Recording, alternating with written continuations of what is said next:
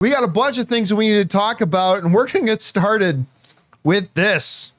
So what is it now, 8? Yeah, that was week 8. Week 8's in the books, and there was a very interesting game. Chicago Bears, Washington Commanders, not so much because of the records, although Washington's doing great, but you had your number 1 and your number 2 quarterbacks drafted, and Caleb Williams and Daniels going into heads off. Now, for most of the game, it was a pretty disappointing affair. If you were looking for the big fireworks and shootout between the two big quarterbacks. Then things start getting interesting in the second half and getting towards the end of the game. First of all, of course, you guys know that Washington wins the game on a last-second, thrilling Hail Mary that gets thrown up there, tipped, landed in the Commander's hand, who was all by himself in the end zone. Because, you know, if you're guarding against a Hail Mary, you don't need to defend the end zone. Heaven forbid. But it kind of was just the tip of what was a massive coaching collapse on the part of the Bears. Okay, first of all, they were down a little bit. They were down 1 yard line. Goal to go on the 1 yard line. Chicago has 2 very good running backs. They've got some decent tight ends. Hell, they've even got wide receivers who've taken handoffs and run the ball. What does Chicago decide to do?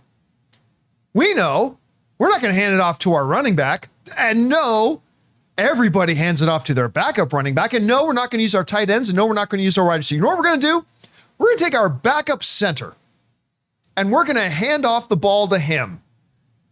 Inexplicable. They're thinking we're going to be like the 1980s Bears. This is going to be our William the Refrigerator Perry play. And what happens? Surprise, surprise. They hand off the ball to a guy who is not used to taking handoffs and immediately pops out of them. Turnover on the 1 yard line. They walk away with no points. Fine. Fast forward now. Chicago marches down the field. They get a score. They're in the lead.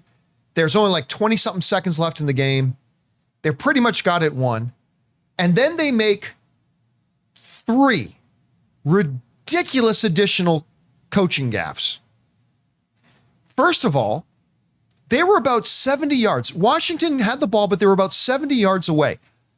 Jayden Daniels cannot throw the ball that far, right? He can't throw the ball that far. And there's only like 10, 11, 12 seconds left, something like that. I can't remember exactly. And instead of guarding the sidelines, the Chicago Bears literally surrender 30 yards in front of them, and they just give up a 14-yard play, undefended, uncontested.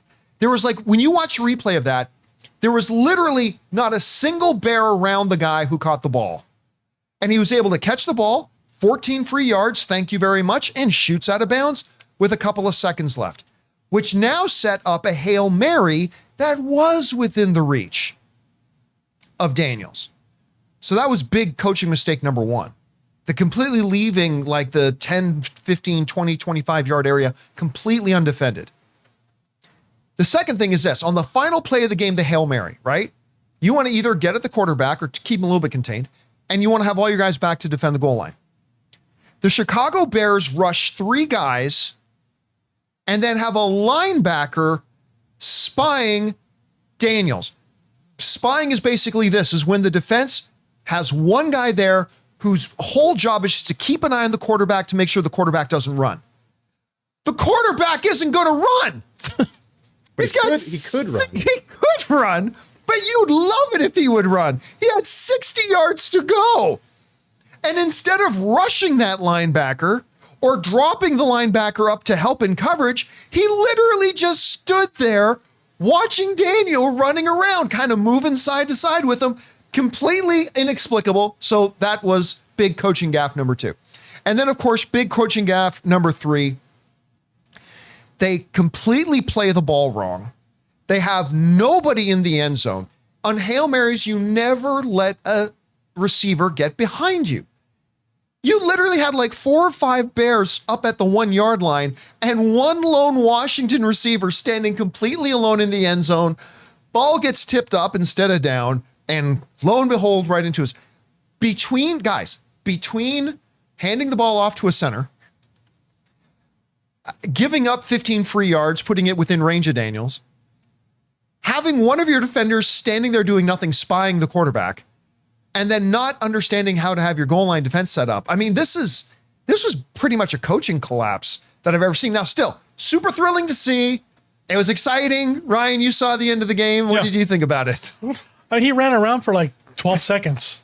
Well, because they were only couldn't get to him. Yeah, they couldn't get to him. 12? At 12 or 13 seconds, he ran around, and he loaded up. Plus, he had bad ribs coming back from the injury. Yeah, he did. He had so he busted up had to ribs. put everything, and it got down. I think it got down to like the 5-yard line, so not quite in the end zone. But when it went down there, I'm looking at the group, and I'm like, there's one guy on the Commanders just standing behind everybody, and nobody, like you said, nobody was guarding him, nothing. And I mean, you never know how the ball's going to get tipped, but it literally got tipped directly to him. So he was just like in the perfect place. But yeah, the whole end sequence, I mean, yeah, the Commanders this season, like I was thinking we were talking about before the show, it's almost like a Cinderella season. The season Daniels is having, the way that they're winning these games, they're up in their division right now above everybody in NFC. What are they East. at now? 6-2? 6-2, yeah. So 4-0 at home. So good for them. Yeah. So yeah, I think it's one of those seasons where it's like everything's kind of going their way. But we'll see how it. I do feel bad for Caleb Williams having to watch that on the sideline. Oh basically. my God, yeah. He just has to sit there and watch it happen. Yeah, the coach, I don't know if it's coaching collapse. They let him score the points. Yeah.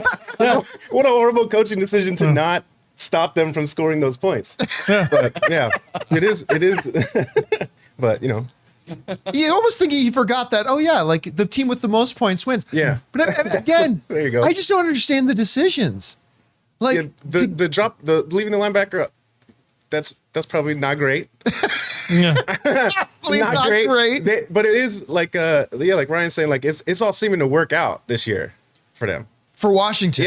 Yeah. So why not throw it in the air like 80 yards down the field and then just, I don't know, maybe we'll see. We'll see what happens. I mean, it was crazy. Ann and I were sitting down watching the ending of the game, and because Ann, USC girl, loves Caleb Williams, right? Rough night. And we just, when it went up, both of our jaws just dropped open.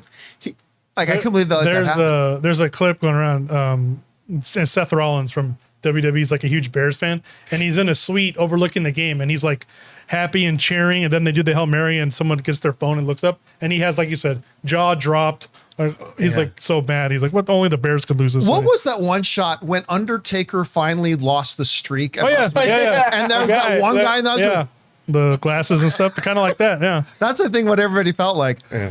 Anyway, guys, I mean, look, nobody expected Chicago to have a big year. This is a rebuilding year for their first year for Caleb, but still, that was a win they had right there. Whatever you guys think about it, jump down into our comments below and let us know your thoughts.